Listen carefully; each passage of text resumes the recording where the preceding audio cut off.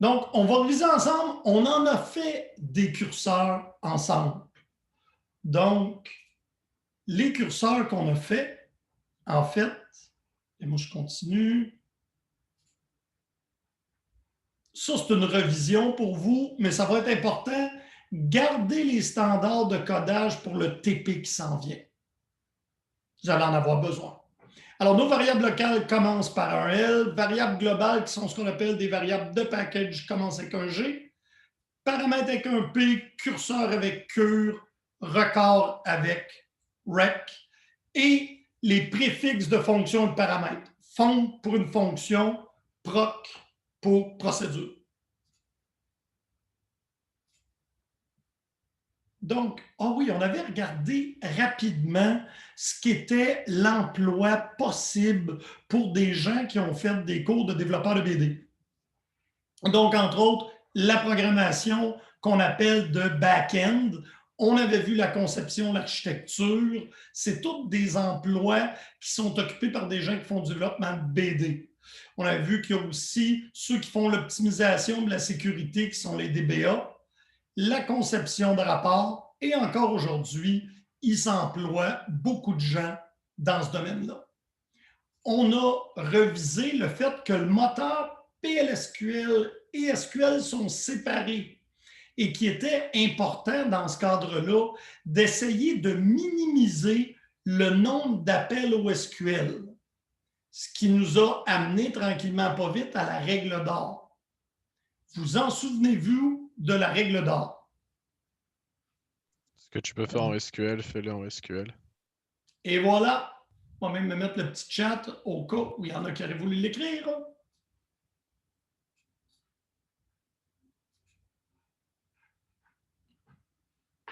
Alors, c'est bon, ceux qui ont écrit dans le chat, vous étiez en plein dedans.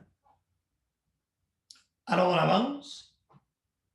Chaque fois qu'on passe d'un à l'autre, et là, on passe d'un à l'autre quand on fait du SQL à l'intérieur d'une fonction, d'une procédure. Je vais souvent utiliser le terme générique, une méthode ou une routine. Parce que comme ça, je désigne que ce soit une procédure ou que ce soit une fonction, les deux sont appelés. Et là, le curseur, c'est vraiment le pointeur de la zone mémoire où je vais avoir mes résultats. Dans les deux cas qui vous sont donnés ici, on a des curseurs implicites. Puis pourquoi on parle d'implicite? C'est par opposition à ouvrir le curseur, faire les fetch sur les rangées, fermer les curseurs. Quand on est obligé de faire ça, on est dans le cas de curseur explicite. Puis je vais vous le montrer dans du code. Ici, un select into, c'est pour aller chercher une rangée. Une book for, c'est pour passer sur plusieurs rangées, qui est en fait la même chose que ce qu'on a ici. Et on va voir ici, on déclare un curseur en haut et on fait un open, fetch, close. On ne verra pas beaucoup ça, je vous l'avais dit, parce que, en fait, vous l'apprenez parce que si vous travaillez en environnement où est-ce qu'il y a de la base de données, vous risquez de le voir souvent parce que c'était la méthode traditionnelle. Et une des raisons, c'est que ce soit un select into ou que tu aies besoin de faire un for parce qu'il y a plusieurs rangées, tu as toujours accès à la variable cure found et cure not found, puis ça n'amènera pas de message d'erreur de passer dans le curseur. Mais on voit ici, on fait l'ensemble des employés, on fetch le curseur dans des variables, puis on ferme. Et ça, c'est la même chose que ce qui est ici. Et ça, c'est deux curseurs implicites, malgré que je fais un declare dans les deux cas. Hein? Ici, j'avais un declare de mon curseur. Ici aussi. Par contre, vous ne voyez pas d'open, de fetch puis de close. C'est la différence avec les curseurs Explicite, on fait open, fetch, close. Là, on laisse Oracle s'en occuper. Il fait l'open, le fetch, puis le close. D'ailleurs, ils sont beaucoup plus rapides. Lorsqu'on fait un for, il va faire une opération bulk. On peut penser aux épiceries où il y a des trucs en vrac. Il va les lire 100 à la fois pour ne pas avoir à les faire une par une. Jamais faire un curseur explicite pour faire une lecture simple. Ça, effectivement, vous ne le faites pas sur un selected tout. Donc, select colonne into variable, c'est la méthode pour aller chercher une rangée, puis un for, même chose. Et là, on avait vu aussi la semaine dernière que l'update, l'insert, lui aussi va ouvrir un curseur. Tu ne vois pas tout le temps, mais Oracle se charge de faire l'ouverture.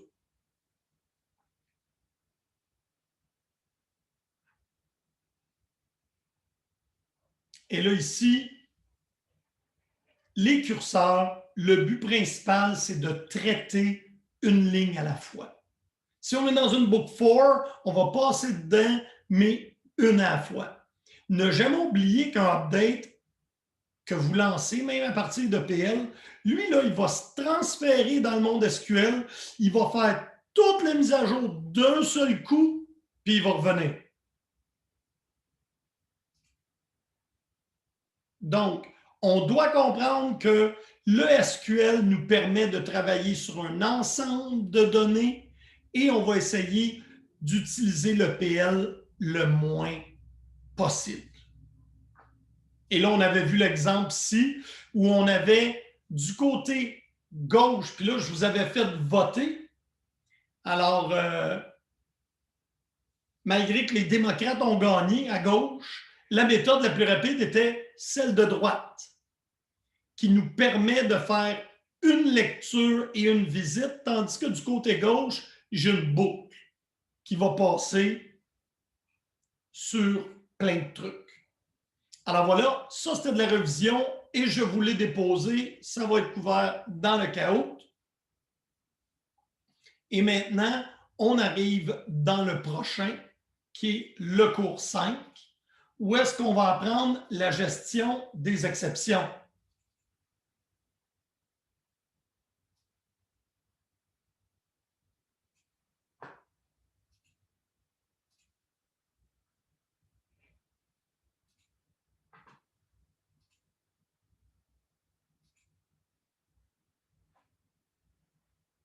On va vous déposer ça sur Léa.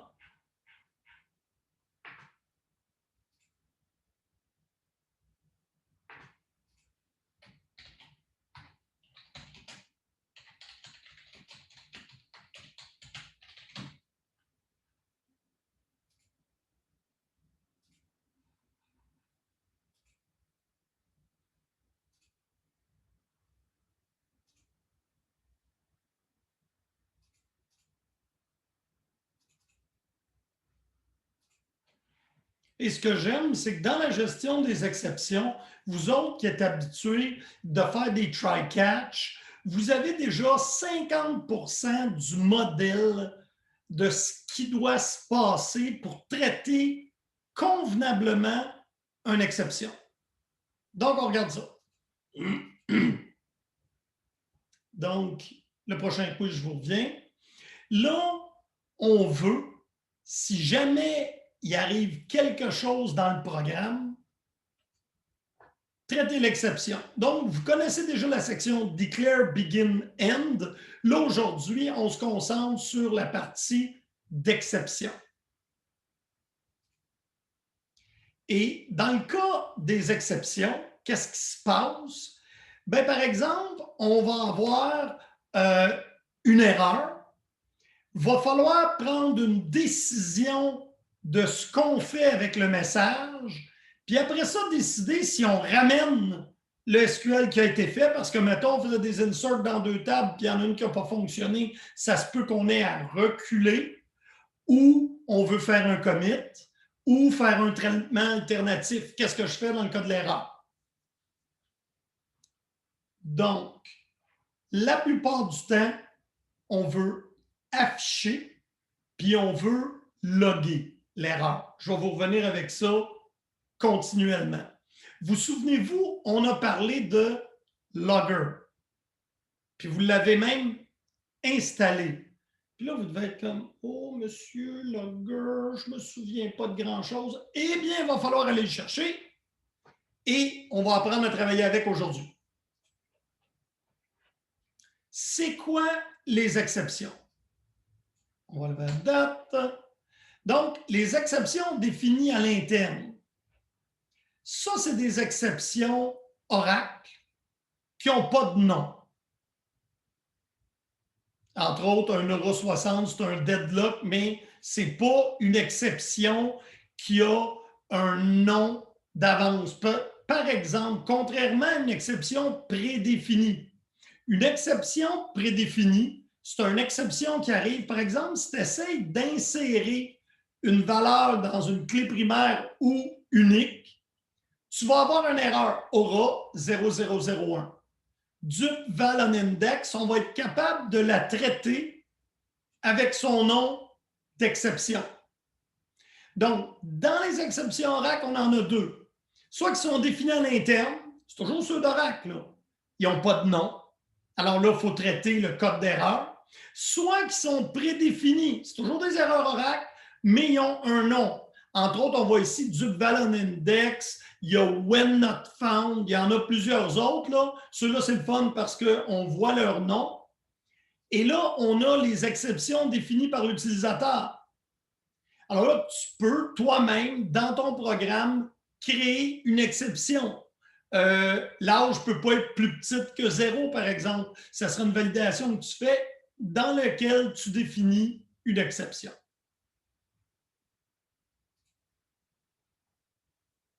OK, je vais y aller tranquillement. Et en fait, là, je vais revenir sur la propagation. On va commencer par aller voir le code. Comment ça se fait le traitement d'exception? Je vais revenir, faites-vous-en pas, à la numéro 6, la diapo. Mais ce que ça a l'air, mon exception prédéfinie, ben, when no data found, ça veut dire lorsque tu ne trouves pas de données dans ta table. Alors, je vais vous demander de partir votre machine virtuelle, partir votre SQL développeur.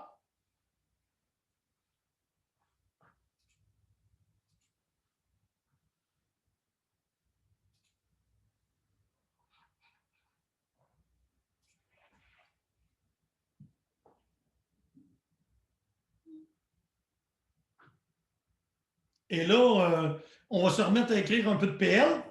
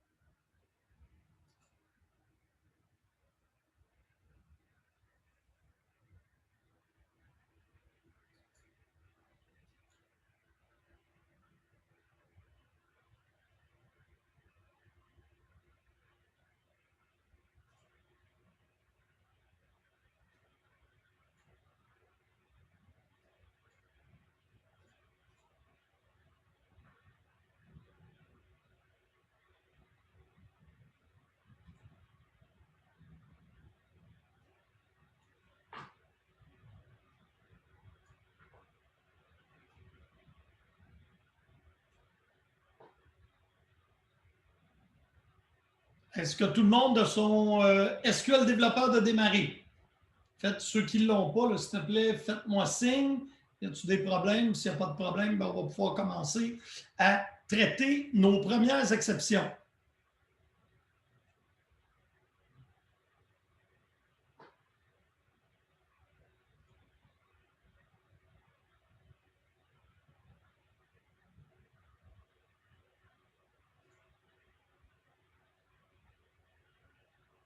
on avait fait ici afficher des départements. Est-ce qu'on a une procédure qui faisait juste afficher un employé? Ça, c'était tout par département. Dans mes fonctions. Ah! OK. Vous souvenez-vous d'avoir fait la fonction EXE nom de produit?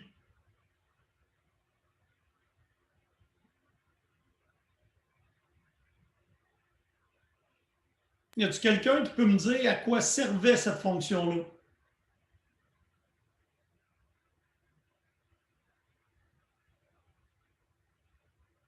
Il fait trop beau, vous avez tous les yeux dehors.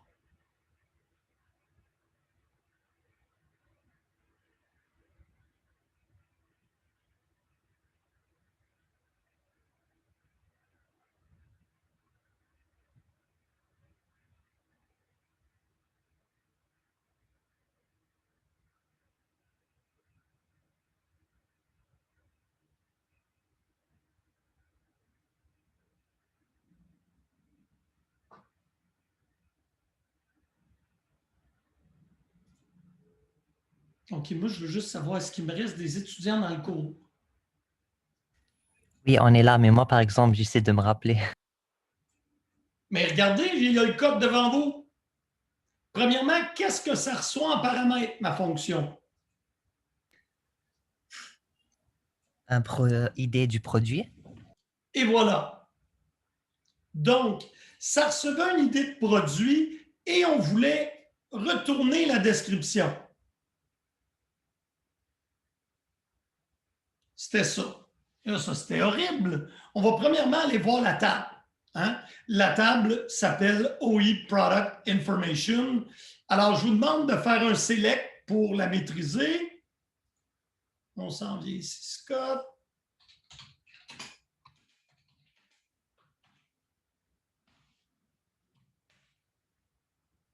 OK. C'était des numéros de produits avec une description. On va ici, on a 1726. On va essayer.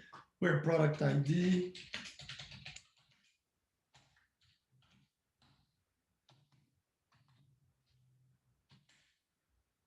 Donc, ça fonctionne et on va refaire donc notre fonction.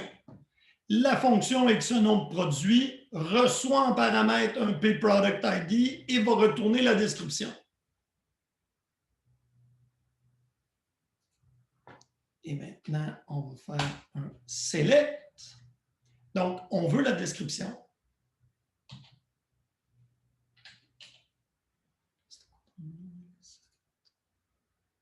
Product description. Donc, on veut le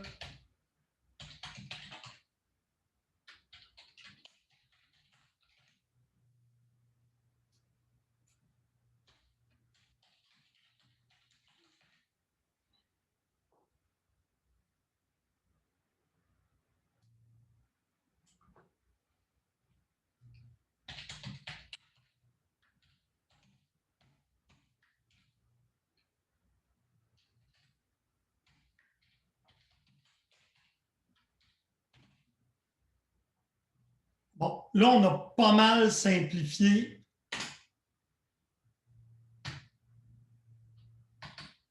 Puis là, nombre de rangées. On va le garder, mais je vais le mettre en remarque.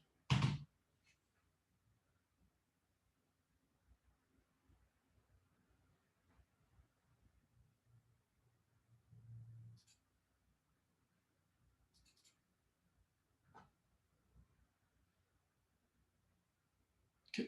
Je vais arrêter ça là. Elle compile, tout est beau. Alors, on va aller faire notre test comme on faisait d'habitude. Il y en a-tu qui n'ont pas fini de réactualiser leur fonction EXE nom de produit? Là, vous pourrez dire, monsieur, vous avez pris la peine de nous expliquer qu'il fallait que ça débute par fonc. Vous avez raison, elle devrait s'appeler fonc non produit.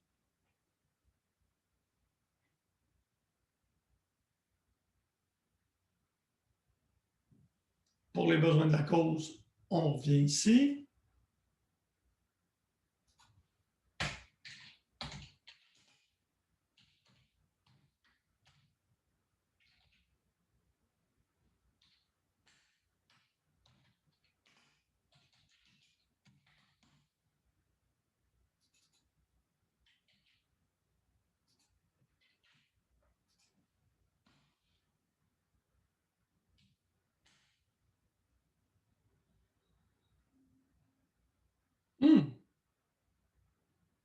Ça me retourne nul. La table des OI vous avait été donnée il y a longtemps de ça dans la liste des documents. Laissez-moi vérifier sur Oui, Léa. monsieur, je crois qu'il y a comme vous avez tapé quelque chose de mauvais dans la fonction, la procédure, je crois. C'est là que je m'en allais. Mais il y a quelqu'un qui m'a demandé là, qui ne trouve pas la table. Laisse-moi 2 secondes.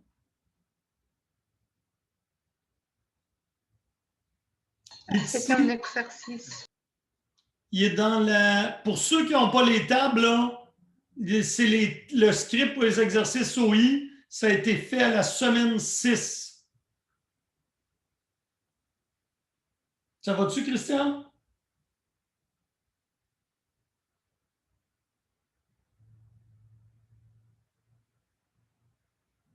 Hey, pas de problème, c'est pas grave, Christian.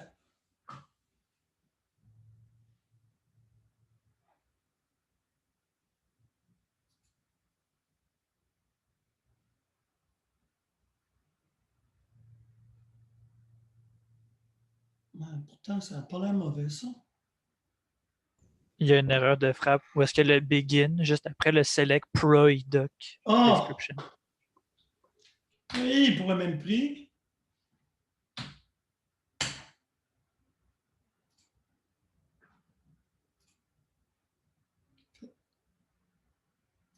Ça serait plus cool de faire le compile ici. On recommence.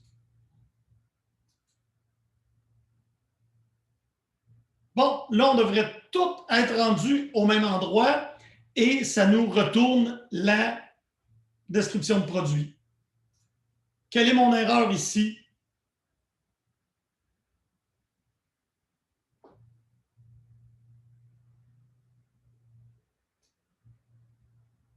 Ça retourne un champ de table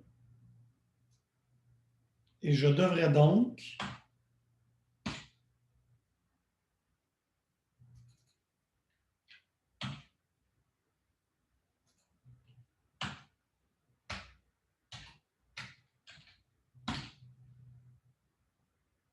êtes-vous d'accord avec le changement que j'ai fait?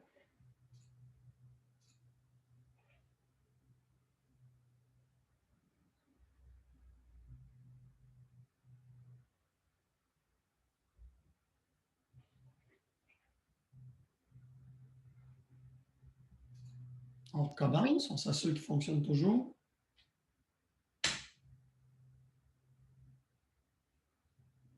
Ça va-tu jusque-là, tout le monde? Avez-vous été capable de rédiger votre fonction qui reçoit un numéro de produit et qui va le retourner à l'aide d'un select into?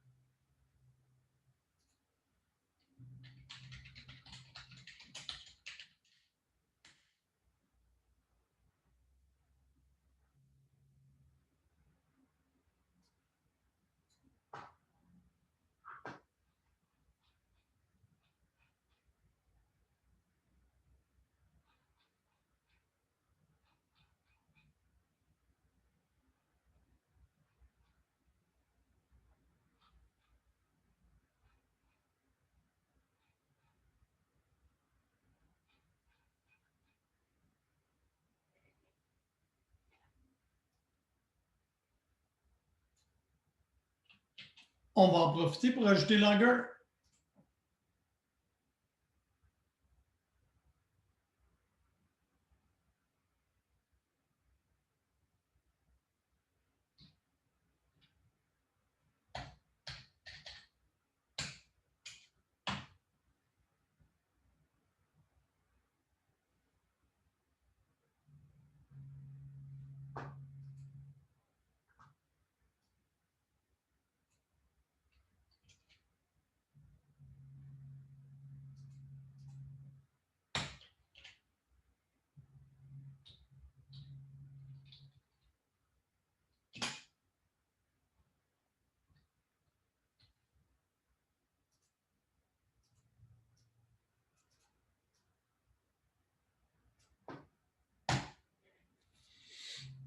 Donc, notre préfixe, ça va être le nom de notre fonction. Fn de point ex1.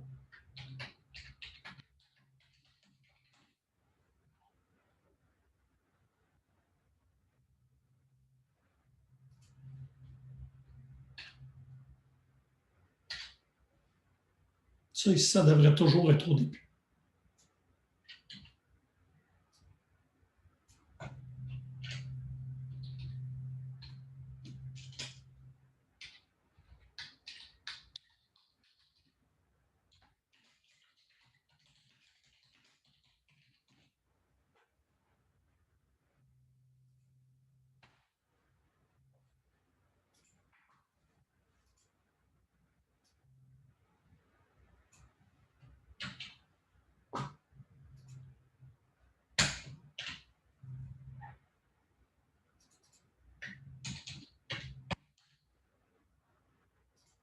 Et là, mon paramètre que je veux voir, c'est lui.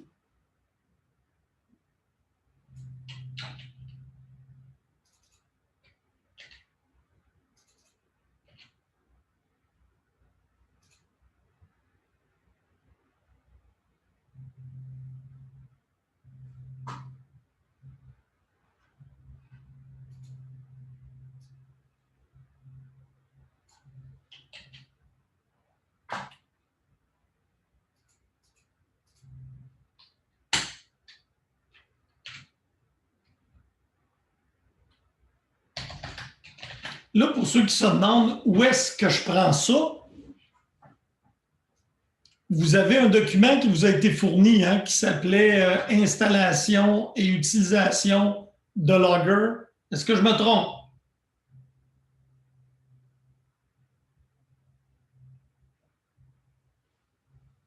Je pense que oui, il est sur l'IA. Il est là, hein?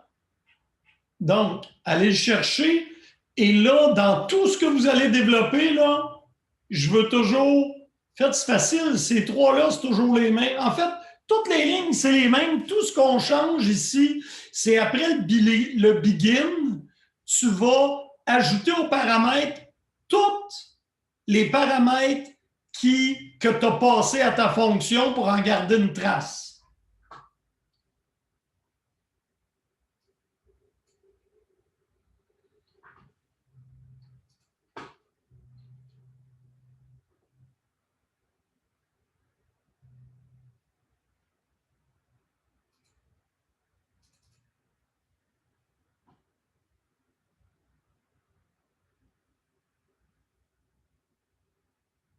Et est-ce que je vous ai donné ce petit document? Non. Je vais vous le donner tout de suite parce que c'en est un qui est très intéressant. Et il y a le standard de documentation ici en haut. Donc, je vais mettre ça sur les A. Donc, ça, c'est dans la semaine 9.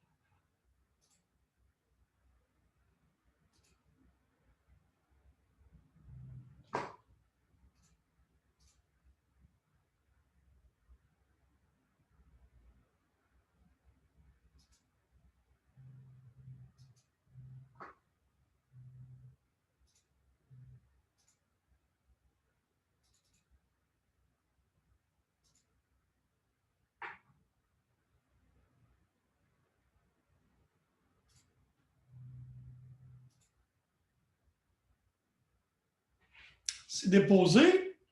Alors, qu'est-ce que ça donne si je reviens dans mon code?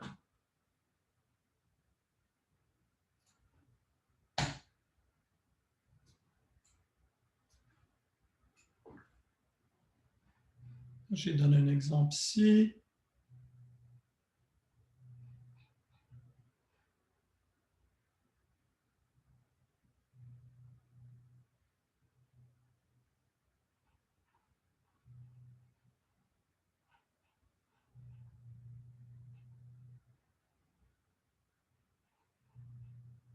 Alors, on est ici tout en haut de la fonction.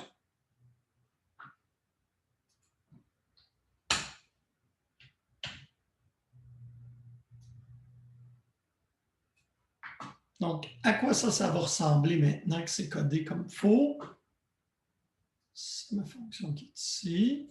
Moi, je remplace tout simplement en copiant-collant.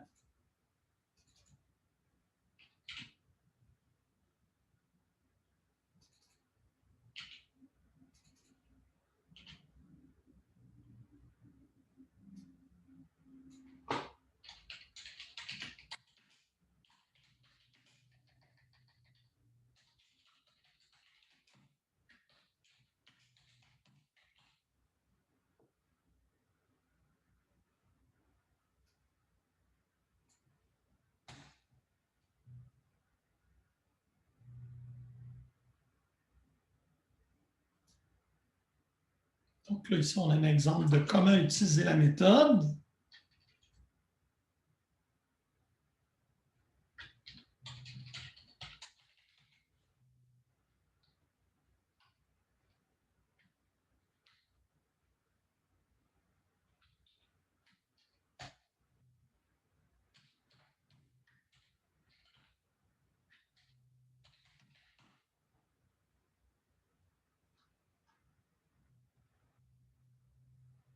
Ça serait un numéro de issues Git.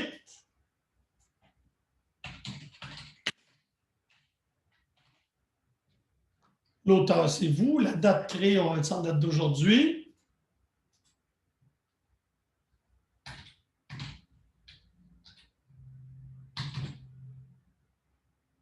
Donc, notre paramètre ici, c'est lui.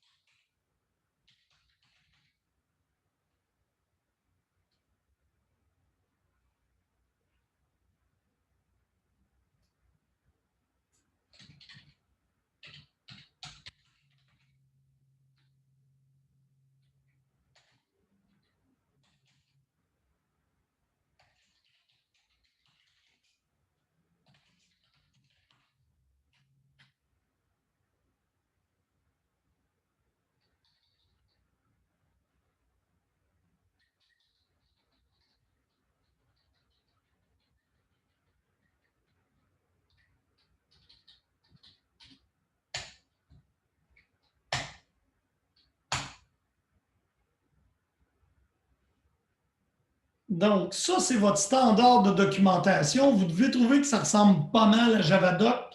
C'est fortement inspiré. Après ça, les variables pour logger, nos variables, les variables d'entrée pour logger. On log le début, on fait notre code. Et là, avant de retourner, naturellement, il va falloir loguer. Sinon, on n'aura pas le log.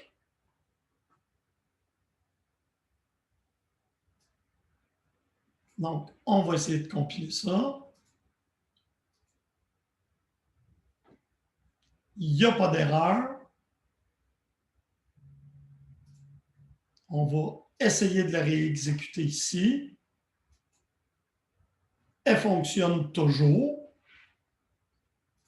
Et on va aller voir qu'est-ce que ça a fait dans LoggerLog.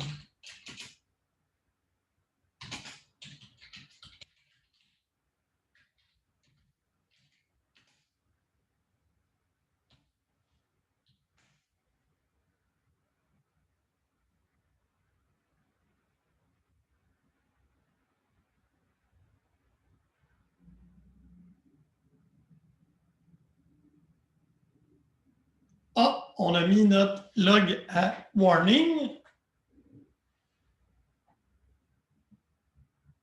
On va le ramener.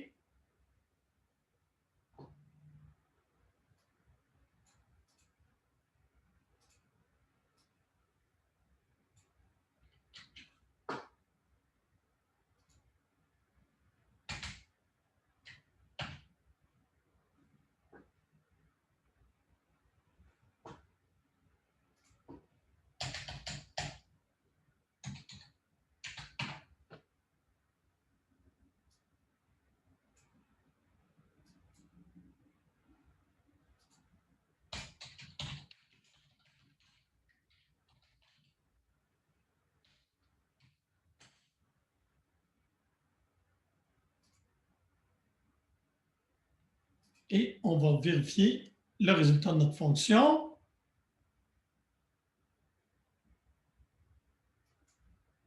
Elle fonctionne toujours. Et maintenant, qu'est-ce qu'elle log dans LoggerLog?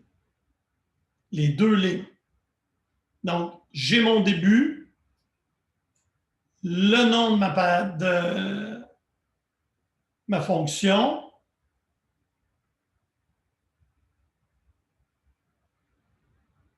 et la valeur du paramètre qui a été passé.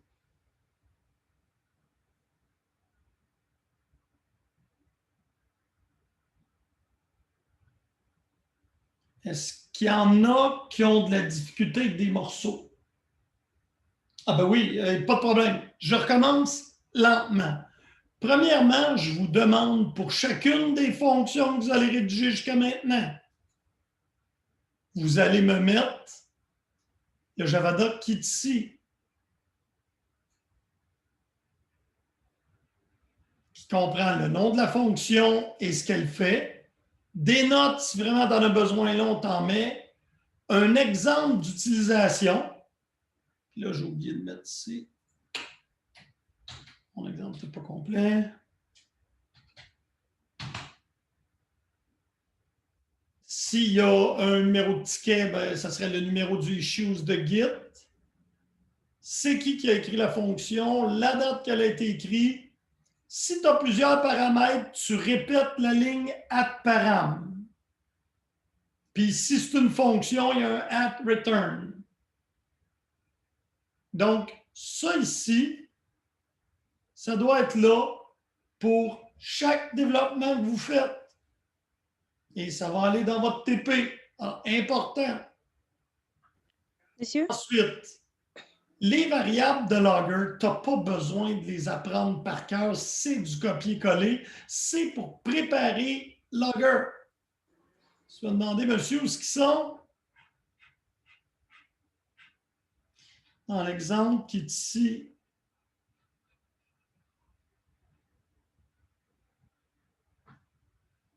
L, puis ces deux-là. Ça va avant le begin, ça. Toujours les mêmes. Avant le begin. Je vais vous le copier-coller parce que je suis gentil.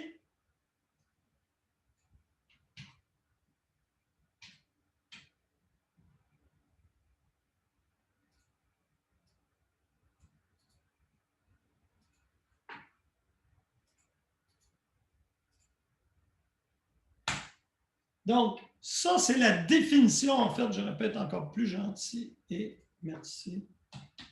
Et...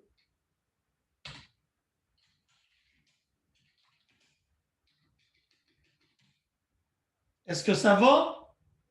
Est-ce que tout le monde comprend? Ça, à quoi ça sert? C'est que plus tard, j'ai besoin d'appeler les fonctions de Logger et ils ont besoin des paramètres qui sont là. Et ça, ici, là, en ce moment, là, ça ne sert pas à grand-chose. Et vous le laisserez là. Plus tard, vous allez avoir à le mettre dans des packages et ça va être très important. C'est ce qui va contenir le nom de votre package. Là, ici, c'est pour remplir la colonne scope de la table LoggerLog. Et moi, j'aime ça avoir le nom de la fonction, c'est ça le scope. Et ici, on crée une structure de record qu'on va peupler par la suite. Donc, ça ici, c'est les déclarations de variables, c'est tout le temps pareil.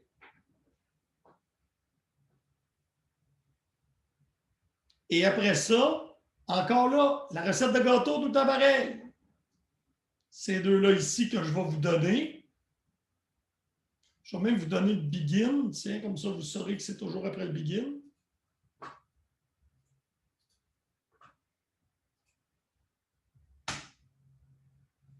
Et là, ce que je mets là-dessus, lui, le début, il est toujours pareil, il ne change pas.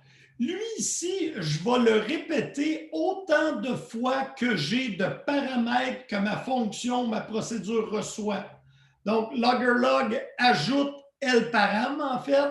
Puis ça, c'est le nom du paramètre. Puis ça, c'est sa valeur.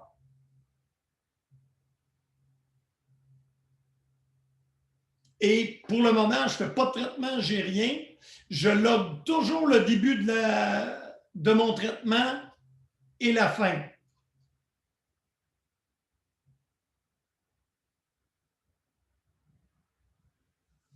Ben, Adriana, non, je peux en mettre des logs partout où je veux, mais je log toujours le début. Je viens de rentrer dans ma fonction. Je veux être certain qu'il n'y a pas eu d'erreur. Hein? On va être sûr que tous les paramètres, quand je rentre, sont bons parce que peut-être plus bas, je les modifie. Alors donc, la première chose que je fais quand je rentre dans ma méthode, j'ajoute les paramètres qui ont été dans ma méthode, puis après ça, je les log avec le mot début. Et il n'y a rien qui m'empêche ici, par exemple, de faire un ajout de paramètres pour le loguer.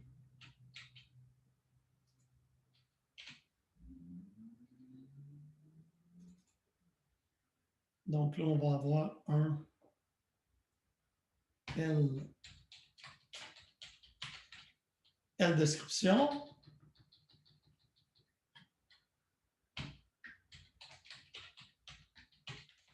L description. Et si je veux les paramètres dans mon log, il faut que je rajoute ça au bout. Donc, virgule, nul, virgule, L underscore.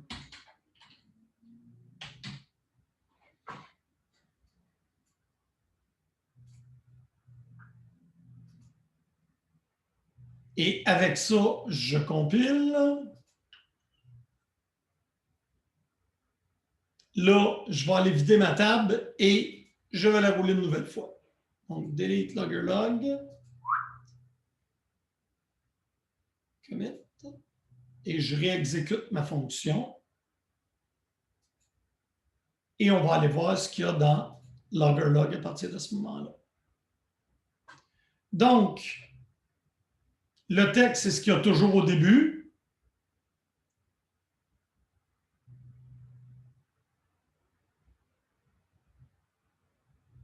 Donc, là, j'ai logué les paramètres. On voit que le paramètre 1720, le paramètre de numéro de produit n'a pas changé.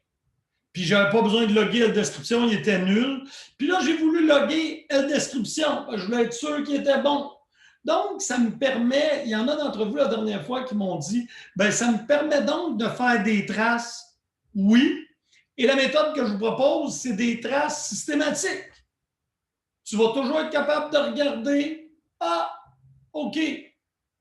Mieux que ça, si tu sens que tu as besoin de loguer autre chose, j'aimerais ça, juste avant mon select, mettre quelque chose. Ben, il n'y a rien qui t'empêche d'ajouter du texte ici. Là, tu dis, moi, je ne veux pas de nouveaux paramètres, je les ai, mais je vais être capable de dire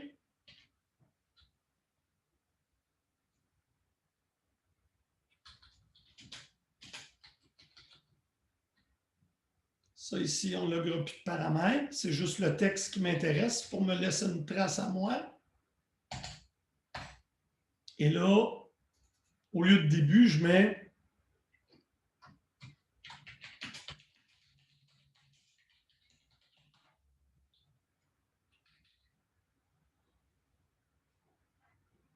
donc, qu'est-ce que ça va nous donner ça?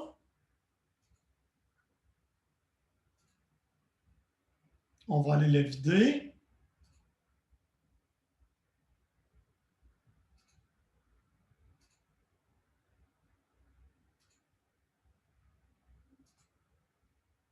Et là, on voit que le texte que je me suis donné, je vois partout où est-ce que ma procédure passe grâce à ça.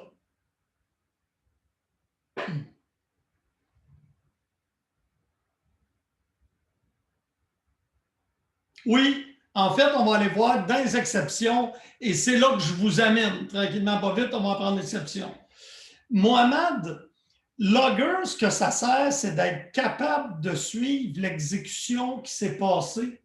Là, vous avez oublié qu'on est dans une situation de salle de classe. Toi, tu roules des selects, mais je les roule, je les fais, je sais ce que je roule. Oh, mais ton code, il roule sur une BD qui va être utilisée pendant 10 ans par 8000 utilisateurs.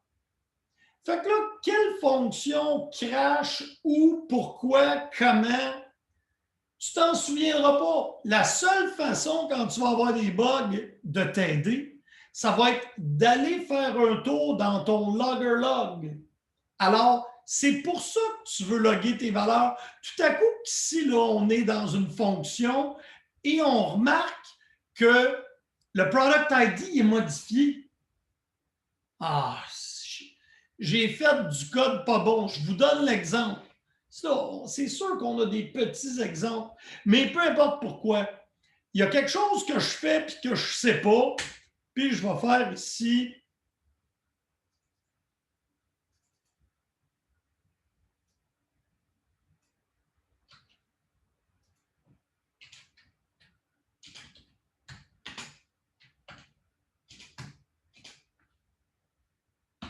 C'est pas important, là. Je sais que vous ne feriez pas ça là, naturellement, mais juste pour les besoins de la cause, on va faire l'exemple.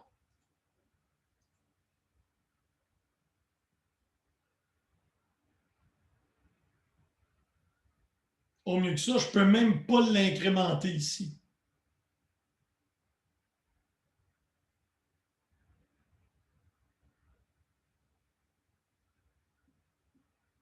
C'est intéressant, ça.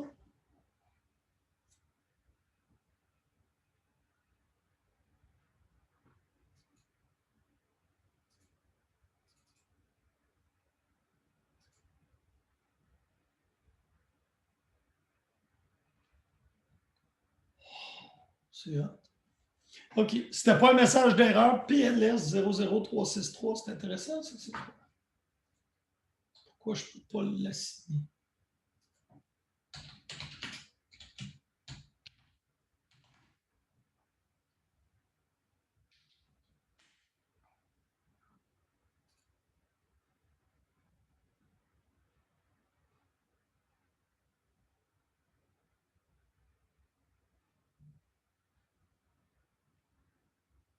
Ah oui, parce que c'est un paramètre d'entrée. Si on le changeait ici.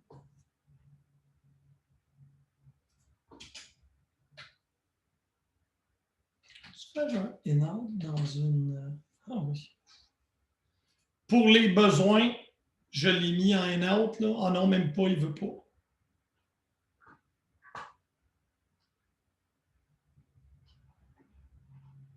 C'est ça, dans une... Bon, ça, c'est l'avantage de travailler avec une fonction. Les paramètres d'entrée ne peuvent pas être modifiés. Pour que je continue dans mon exemple, dans ce cas-là, je vais simplement enlever ça ici. On va oublier l'exemple qui était là. Peu importe pourquoi, avant le return, là, il y a du code qui traîne. Puis après ça,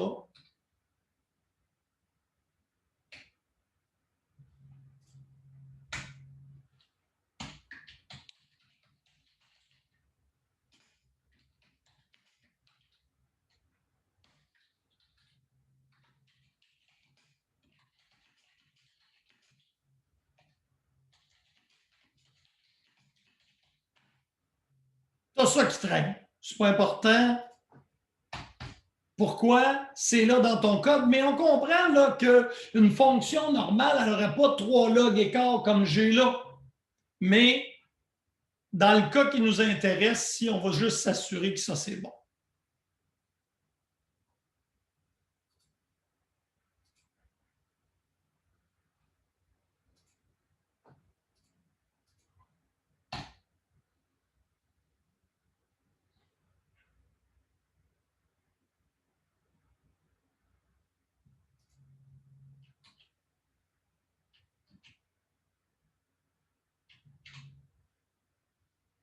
Oh non.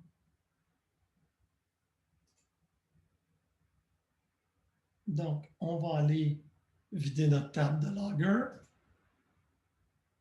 On va s'assurer qu'elle est vide.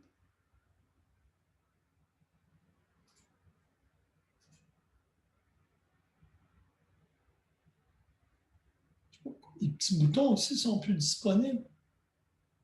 Okay. Compile. Oups!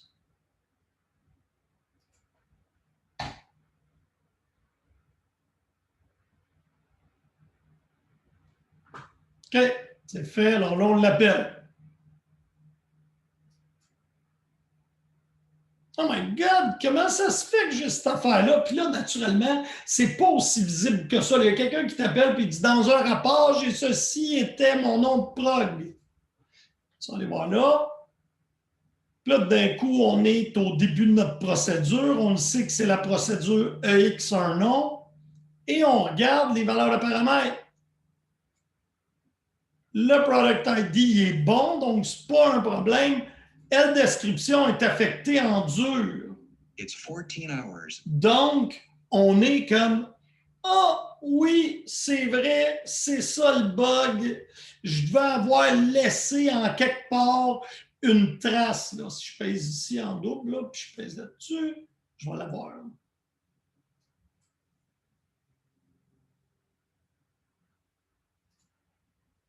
Et là, moi, je le fais, puis j'en mets un peu partout. Habituellement, on le met avec les valeurs d'entrée et lors de la fin, plus le traitement des exceptions. Mais on ajoute où il peut y avoir des traitements difficiles. Donc là, on comprend. J'aime ça. C'est un peu comme un audit. Puis là, moi, j'ai mis mon... Tu sais, j'ai eu des problèmes. J'ai eu des utilisateurs qui m'ont appelé parce que ça, c'est une information très, très, très détaillée que je mets juste en mode debug. Habituellement, le mode d'exécution, c'est error. Et là, en mode error, si je réessaye, je vais vider ma table, m'assurer qu'elle est vide, commit, je roule, et là, on va aller voir qu'est-ce qu'il y a dans la table logger log. Il n'y a rien. Parce que naturellement, ma table est instrumentée, mais en mode normal, je ne veux pas que toute l'information soit loguée continuellement parce que ma table de logger, elle va exploser.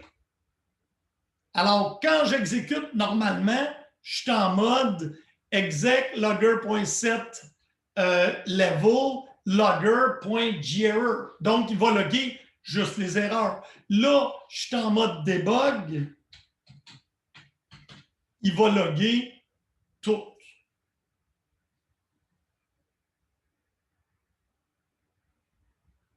Ça a-tu répondu à ta question, Mohamed, dans un premier temps, à quoi ça sert Logger? Puis deuxièmement, Mathias, tu comprends-tu mieux? Avec le set level de Logger, vous êtes en mesure de sélectionner ce que vous gardez dans votre trace. Bon, Mohamed dit oui. Mathias, toi, ça t'a-tu permis de comprendre? Bon, good. Alors, je reviens. Là, vous devez, à partir de maintenant, quand vous m'écrivez des procédures, mettre le Javadoc qui est ici. Ça, c'est toujours des constantes. C'est copier-coller, c'est une pinotte. Au begin, il faut me sacrer ça si ça vous tente, ou au moins, en tout cas, ces deux-là. Et à la fin, ça. Et tout au couple, là, ben, ça m'a permis de me rendre compte que c'est ça ici qui était mon erreur. Je suis heureux, je recompile. Je reviens. Je delete ma table. Je commit. Je m'assure qu'elle est vide. Et je peux exécuter mon code. Il a l'air de fonctionner. Qu'est-ce qui se passe dans LoggerLog? Tout est revenu parce que je suis toujours en mode debug. Avec plaisir, Priscille.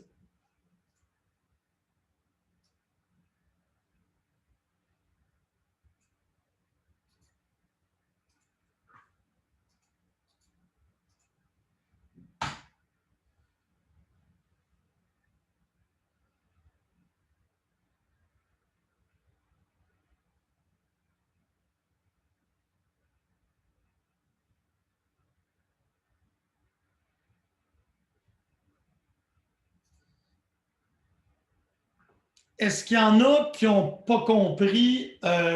Premièrement, comment fonctionne le Javadoc. Puis deuxièmement, comment faire fonctionner Logger et à quoi sert Logger. Gênez-vous pas, c'est le temps de poser des questions. Le issues de Git, peut-être vous l'avez oublié, dans GitHub, là j'ai écrit Git, ça aurait dû être GitHub, là.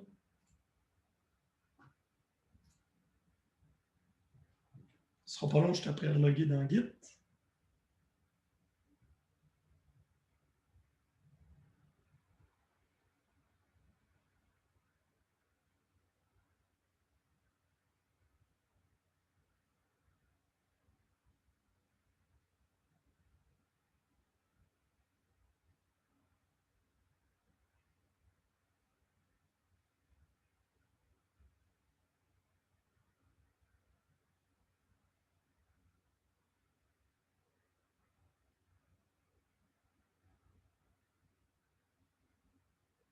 C'est plus long avec Coty, mais c'est plus safe. Hein?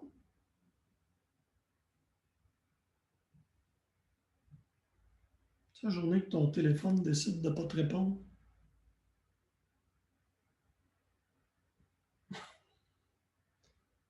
OK.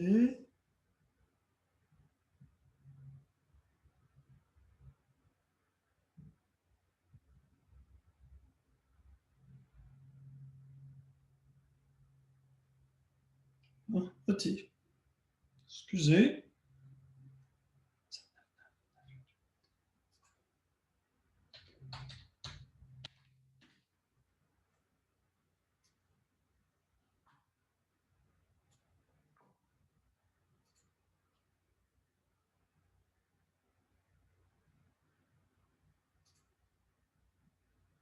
Voyez-vous, dans Issues ici, vous pouvez saisir vos tickets.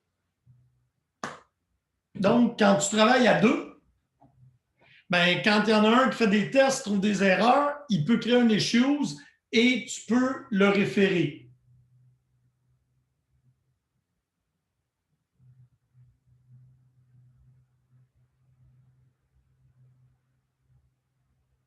Ça a-tu répondu à ta question, Mohamed? Oui, merci. Adriana, premièrement, pour les paramètres, celle-là, il n'y a pas de question. Tu logs tous les paramètres d'entrée. Donc, moi, je parlais d'ici. Tu t'en viens, CTRL-C.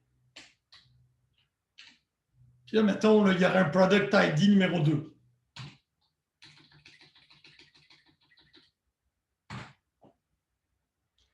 Puis s'il y avait un numéro 3.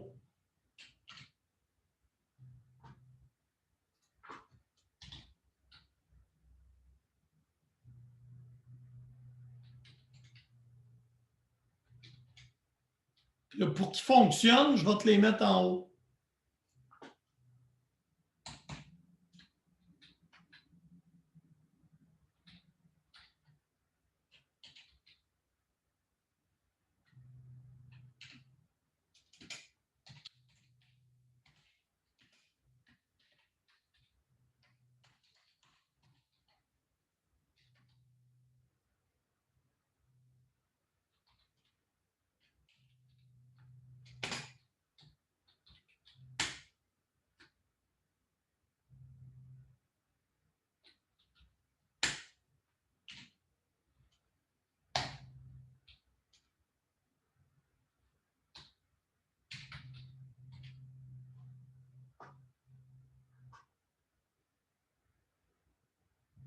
Et là, on va compiler.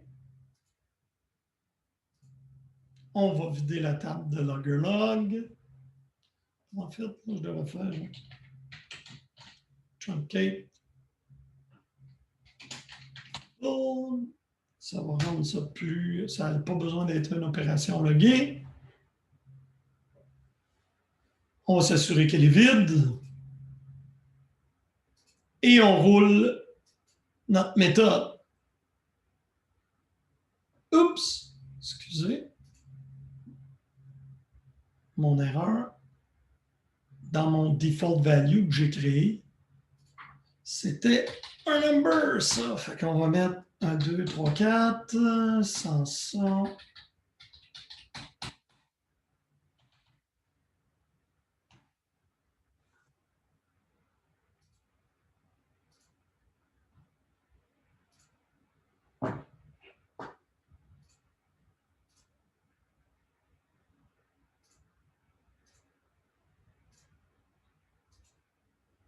OK. Alors là, j'ai exécuté ma fonction. Elle a fonctionné. Et je vais aller voir ma table de logger, qu'est-ce qui s'est passé. Donc, tout est logué. Et tous les paramètres que j'ai logués sont maintenant ici. Si j'en avais eu 14, ils se seraient tous listés. Donc, Adriana, est-ce que ça a répondu à ta question?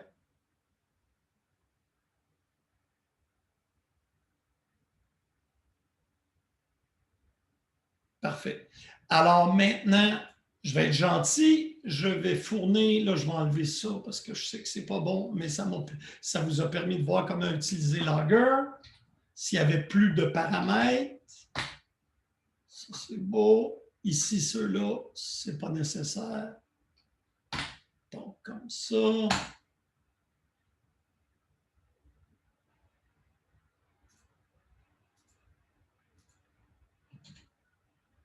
Et là, je vous l'envoie directement pour ceux qui n'ont pas eu le temps de la faire. Vous pouvez la copier-coller dans le chat.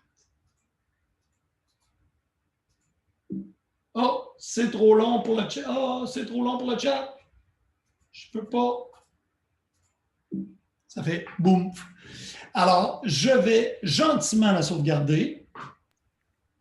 Envoyez-le en 2 parties, peut-être. Oh, mais mieux que ça. Je vais vous la sauvegarder en .SQL puis la sacrer dans le chat.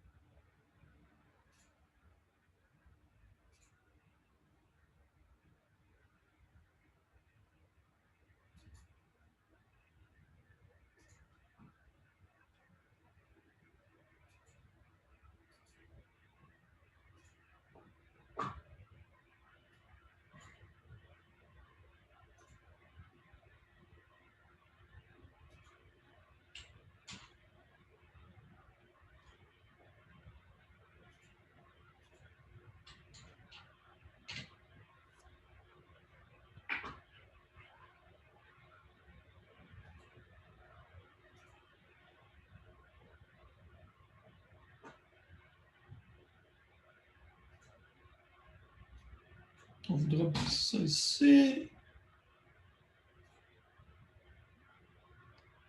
Et on est en 3G.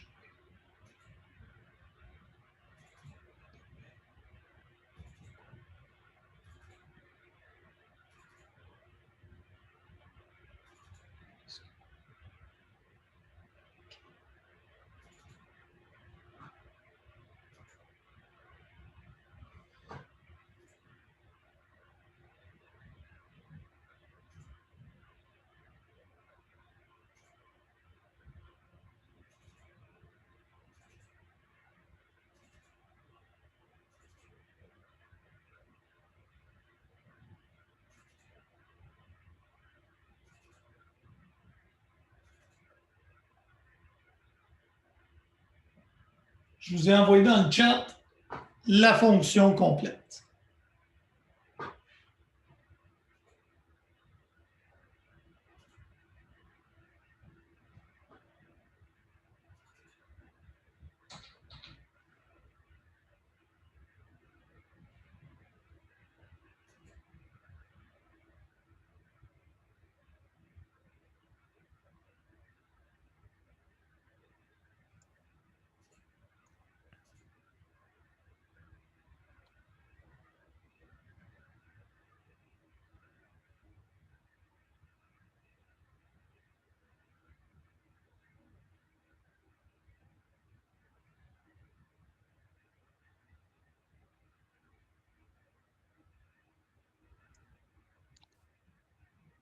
Vous l'aurez pas envoyé en privé par hasard? Je pense que je le vois pas sur le chat. Adriana, t'es chanceuse, c'est toujours toi qui les as.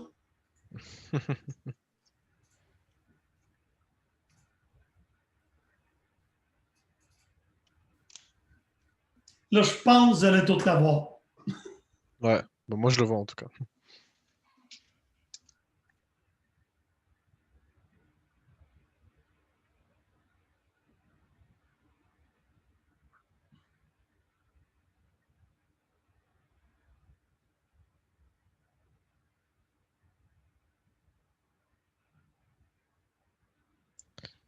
Merci. Plaisir.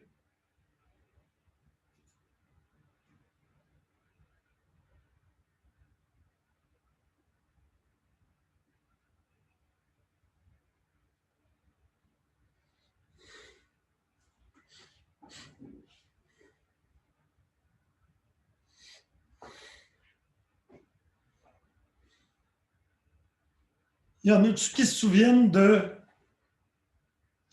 ça ici, la dernière fois, il y en a qui ont eu des erreurs de not found, puis il y en a qui n'ont pas eu. On s'en souvient. Et je vais même trouver pourquoi il y en a qui n'avaient pas eu de not found. Parce que là, théoriquement, là, je devrais obtenir un not found. Puisque je fais un where, product ID égale quelque chose qui n'existe pas.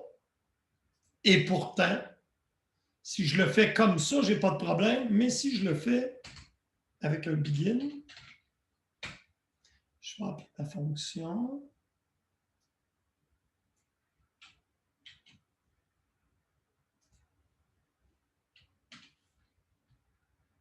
Faire un DBMS output.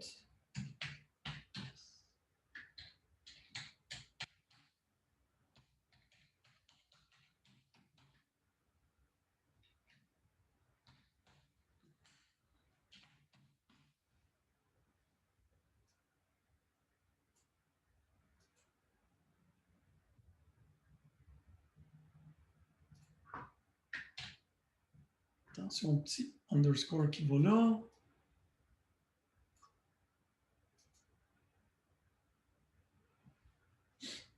Vous souvenez-vous de ça? Oui. Alors ici, on appelle notre fonction et on obtient une erreur. Scott X1, nom de produit, no data found, boum. Ben, on va aller voir notre table de logger-log, on l'a là pour ça.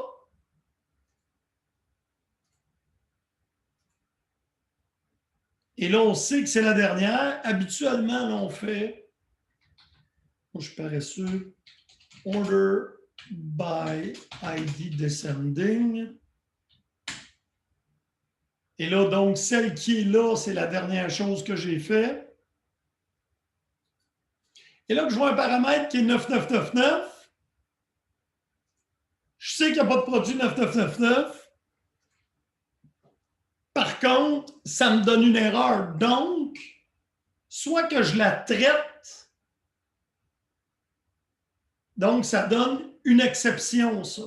Si je fais un select into sur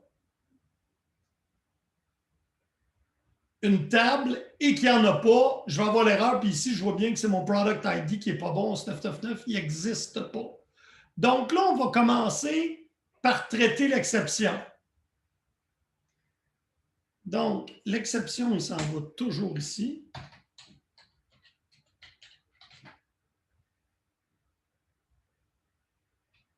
Donc, paresseux.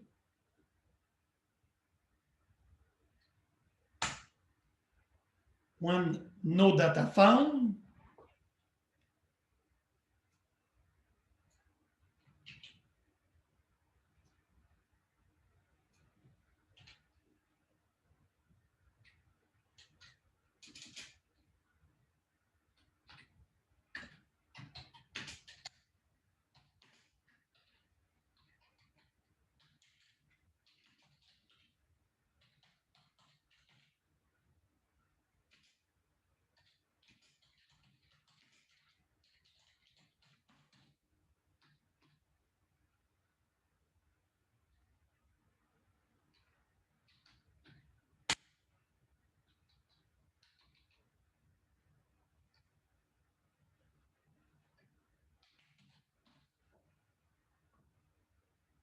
Donc, j'ai maintenant une section d'exception qui dit One No Data Found.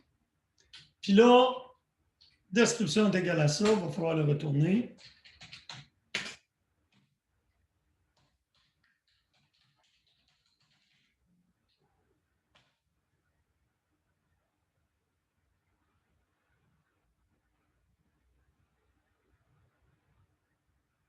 Et là, on veut utiliser LoggerLog parce qu'on est dans un cas d'erreur.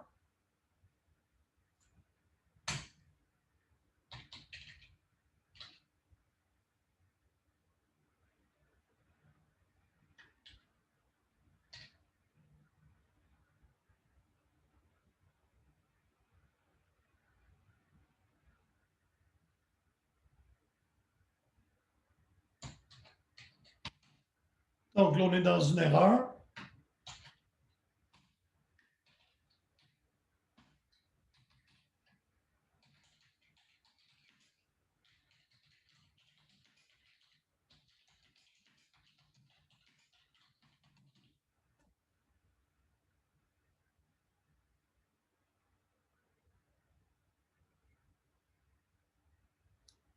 On va compiler.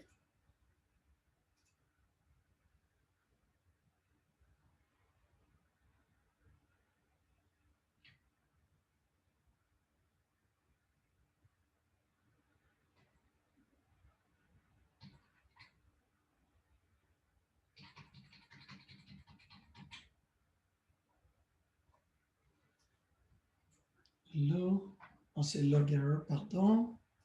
Donc, le mot log error.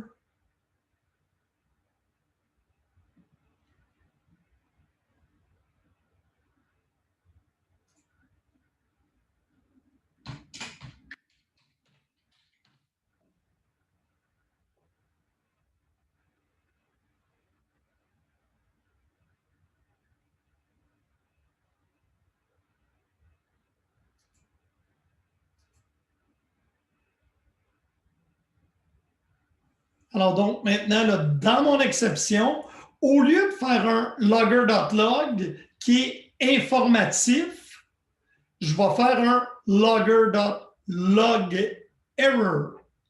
On va aller voir ce que ça fait comme différence dans logger. Compile. On tourne ici. On vide notre table. On s'assure qu'elle est vidée. Il n'y a rien dedans, la vie est belle. Le script, on va nettoyer. Et là, on refait notre test avec notre erreur. Ici, n'oubliez pas, le test que je veux faire, c'est un avec un bloc PL.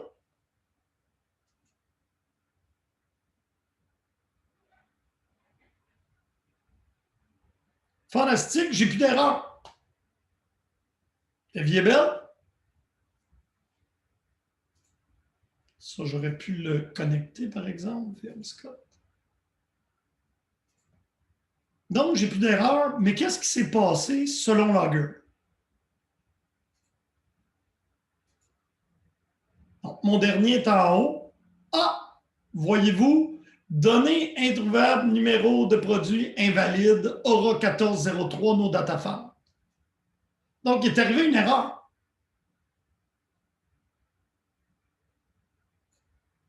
Et j'ai l'appel de ma fonction avec ce qui a été passé. Fait qu'après ça, moi, je peux faire des tests avec ce produit-là.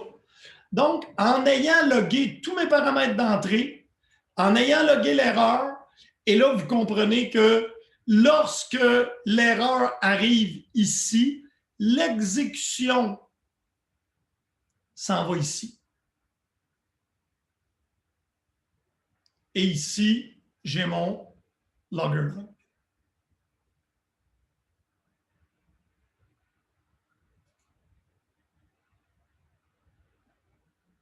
Et pour les autres exceptions, monsieur, qu'est-ce qu'il va faire si j'ai juste du code comme ça?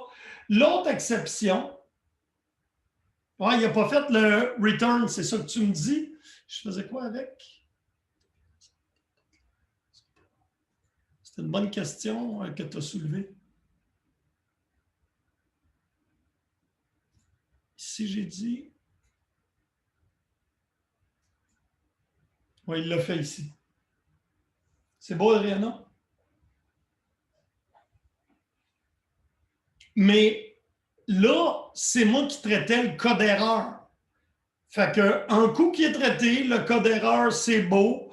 Il log l'erreur, mais moi, c'était correct. Même si cette erreur-là arrive, je veux qu'il retourne aucune description, mais je ne veux pas qu'il plante. Fait que c'est ça que j'ai fait. En traitant l'exception OneNoDataFound, je dis, c'est moi qui agère l'exception NoDataFound. Je ne bloquerai pas le programme d'exécuter. Je vais changer la description. Je vais coller le logger log d'erreur et je vais retourner la description. Adriana, est-ce que tu comprends ce que j'ai fait? Ou tu as toujours la même question? Et là, on dit, oui, mais monsieur, si c'est une autre sorte d'erreur, qu'est-ce qui va se passer? L'autre sorte d'erreur, est-ce qu'elle est attrapée ici par mon bloc d'exception? Peu importe l'erreur. Est-ce qu'elle est attrapée, oui ou non? Et j'attends une réponse. Exactement. Si elle n'est pas attrapée, ben, on va faire comme quand le NoDataFound n'était pas attrapé tantôt. Elle va monter à celui qui l'appelle. Puis elle va donner un message d'erreur. Et c'est si je veux que les autres brisent rien, je pourrais faire, puis ça va être ça votre prochaine mission, when others then. Là, c'est une erreur qui se passe. Je n'ai rien d'autre que c'est une autre erreur que celle-là. C'est correct, je m'en viens ici. Là, je vais dire dans le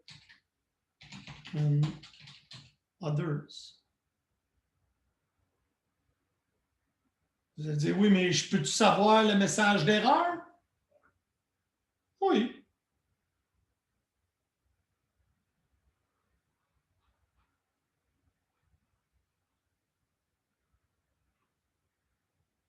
Mais ça va être à l'autre cours.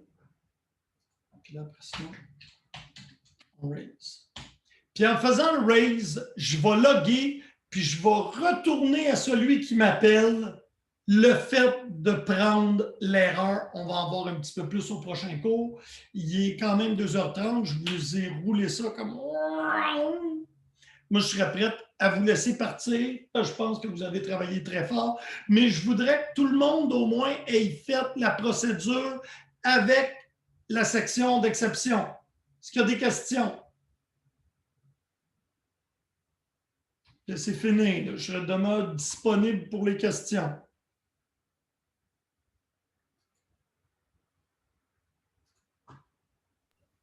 J'ai pas compris. Raise, c'est quoi? Raise, ça permet, là, ici, je l'ai enlevé, là, ça va repasser à l'appelant le message d'erreur que j'ai eu. Parce que sinon, cette fonction-là, là, quand je mets un when, on appelle ça manger l'exception. Je le mange. Celui qui m'a appelé ne saura jamais que j'ai eu une erreur. Comme dans le cas de mon produit invalide, là, je n'ai pas de message d'erreur si je n'ai pas de raise. Et on va le voir au prochain cours.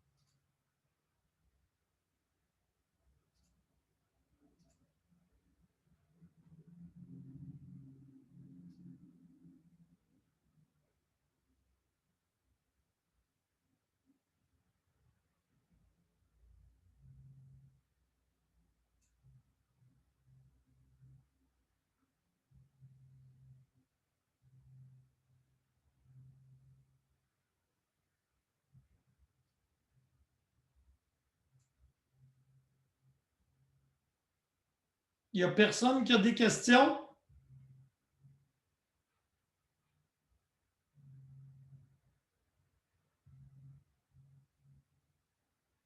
Ben, ça m'a fait plaisir de travailler avec vous aujourd'hui et je vous souhaite une belle fin de journée. On se voit, comme vous m'avez dit, vendredi. Bye la gang! Bye bye. Merci, monsieur. Au Bye bye. Au revoir, revoir. monsieur. Dites au revoir à Frosty. Monsieur? Monsieur? Oui? Je veux juste savoir, en fait, pour vendredi, s'il y aura une évaluation ou non. Je m'excuse, je n'ai pas compris, André. Je veux juste savoir s'il y a une évaluation vendredi. Pas Ça par rapport à- l'évaluation, c'est un chaos. Mais si tu n'es pas là, tu n'auras pas les questions pour le cours d'après où il va y avoir une évaluation. OK. Puis tu devrais être là à tous les cours, hein? Ouais, non, je sais, non, c'est juste que il y avait un truc là, mais c'est pas... OK, s'il y a un pépin, tu peux toujours m'envoyer un mio, il n'y a pas de trouble, je comprends. De toute façon, mon cours est enregistré, tu ne le manqueras pas. Si tu as besoin de le réécouter, il n'y a pas de trouble. OK. OK, ben merci. Bonne journée, monsieur. Ben, toi aussi, bonne fin de journée.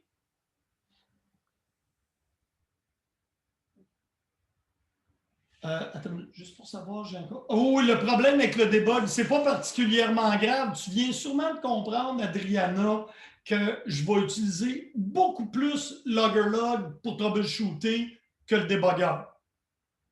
Alors, il n'y aura aucun temps où, à moins que tu sois vraiment mal pris, où tu as besoin du débugger. Parce que les programmes qu'on fait sont relativement faciles.